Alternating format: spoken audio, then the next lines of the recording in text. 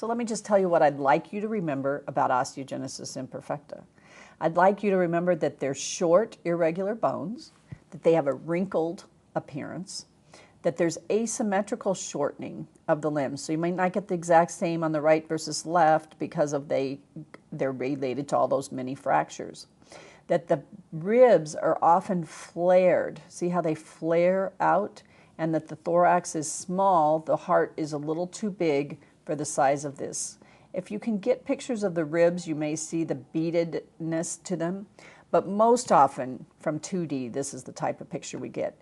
You can see the narrowing of the chest here as well. That's the thorax, and this is the belly, which is a little more prominent.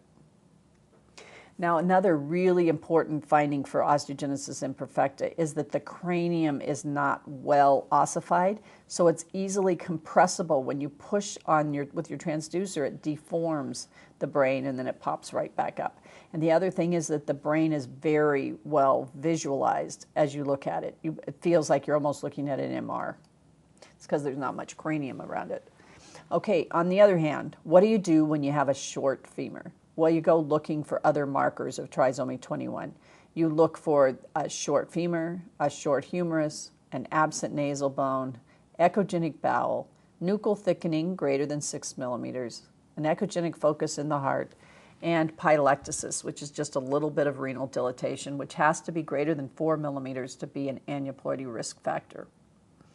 Now, how do you do this, looking for short femurs? We use this table from Nyberg et al., and we look at the BPD, and this is a normal predicted humeral length. And if the length is less than 2.18 at 4 BPD, then that is a short humerus. Here's a normal femur, and if it's less than this number, then it's a short one. Okay. Now, what are the anomalies you should think about for trisomy 21 or Down syndrome? First, you should think heart disease. Do they have an AV canal? Atrioventricular canal? Do they have a septal defect, either an atrial septal defect or a ventricular septal defect? Perhaps they have tetralogy of Fallot, all things that we can look for on ultrasound. Do they have duodenal atresia with a double bubble sign, esophageal atresia with polyhydramnios, mild ventriculomegaly, cleft lip and palate, unilateral pleural effusion? Okay, the next case. This is a patient that it's not an anomaly, but she comes into the ER with bleeding. Rule out ectopic pregnancy.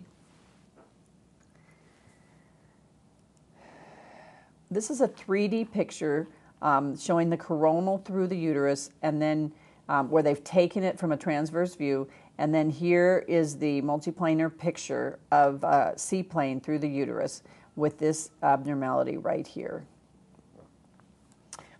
Okay, so box A is A patient is interstitial ectopic and B is a normal.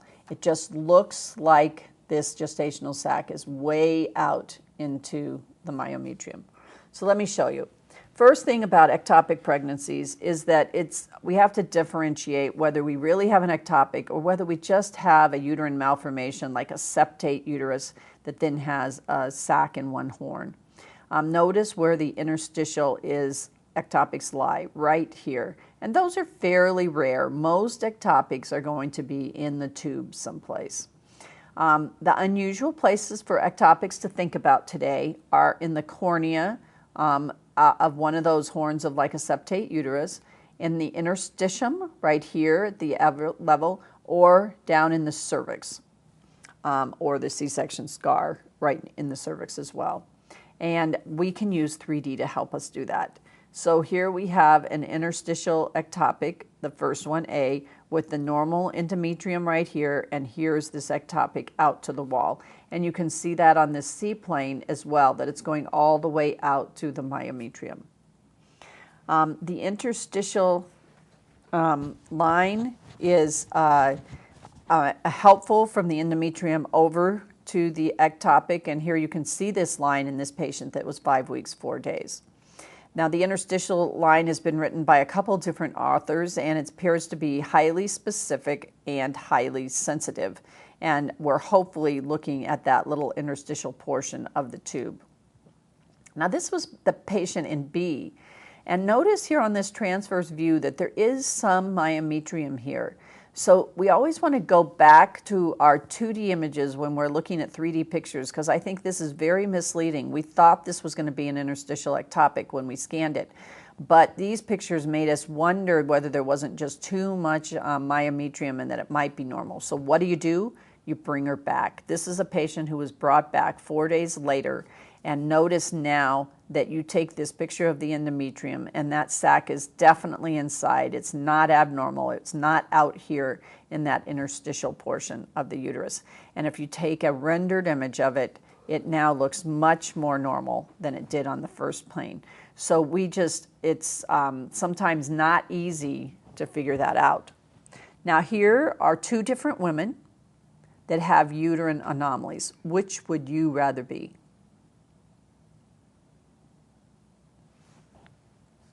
So the woman in A has a septate uterus with a gestational sac sitting out here in the horn at 5 weeks. And the woman in B has an arcuate uterus with it dipping down just a little bit here on this patient who happens to be 13 weeks. So most of us would rather be the arcuate, and let me tell you why. This patient first presented in A with bleeding at 6 weeks.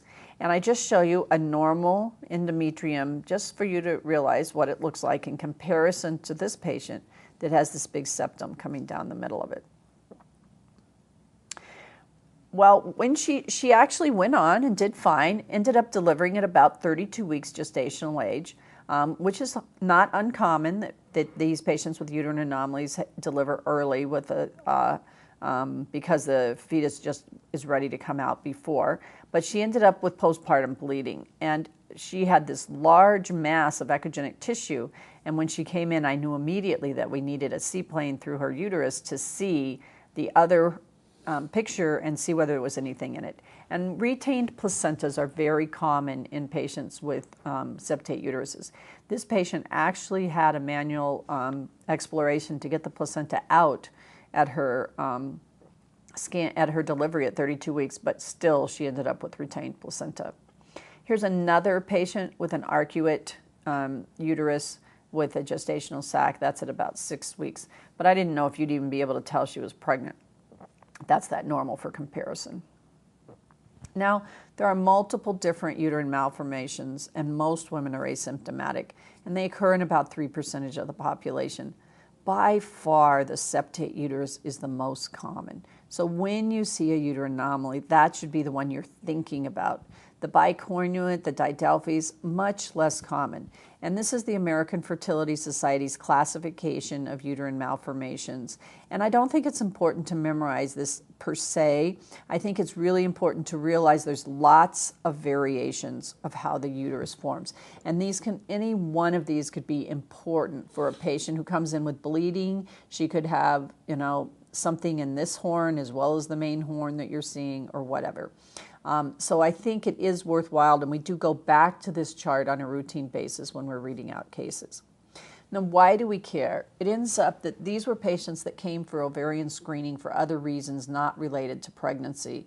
First trimester losses are more common in our subseptate uteruses than in our arcuate uteruses here. And you can see that we have first trimester losses in up to 42% of septates, in contrast to the normal population, which is 12%. Second trimester losses are more common in the arcuate ones. And then look at our preterm labor, more common in the arcuates, but still almost twice as many in our subseptates, as in the patient that we discussed in this case who delivered at 32 weeks.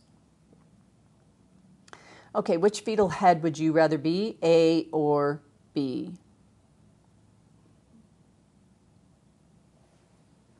Well, A is, here's another patient with a same finding, cystic area, and A is a normal rhombencephalon, and B is holoprosencephaly at 12 weeks. Here's another picture of that cystic collection in the head, which is a totally normal structure at 8 weeks. So here's holoprosencephaly, and it should look like this normal butterfly appearance to the choroid. In contrast, this is holo. Okay, I've already talked to you about holoprosencephaly, so we're going to move on. This is a nuchal translucency screen. Would you rather be A, which has a nuchal translucency of 3.1, or B, 4.7? Now, I think most people would say they would rather be A than B, but it ends up that fetus A ended up with a hypoplastic right heart, and fetus B ended up being normal. Now, we do know that if you have an increased nuchal translucency, that you have an increased incidence of heart disease. And in this patient, you can see the left ventricle, but the right ventricle doesn't have any flow in it whatsoever. Now, let me just tell you a little tiny bit about nuchal translucency screening. Basically, we started doing this because some investigators in England figured out that if you added maternal age with nuchal thickness and serum analysis looking at HCG and PAP-A, that we could pick up to 87 or almost 90% now of trisomy 21s with only a 5% false positive rate. So they looked for abnormal karyotypes in patients with increased nuchal translucency, and this is a large study, 96,000 singleton pregnancies. They ended up with 651 abnormal karyotypes, and 50% of those are trisomy 21. 25% were trisomy 18 or 13, and 10% were Turner syndrome. 5% were triploidy, and 10% were other chromosomal abnormalities. So that is really what we're trying to look for. But fetuses with an increased nuchal and normal chromosomes still have an increased incidence of anomalies of about 7%. And I've just put this, if you want to know what they are, you can go and look at this paper in the American College of OB-GYN.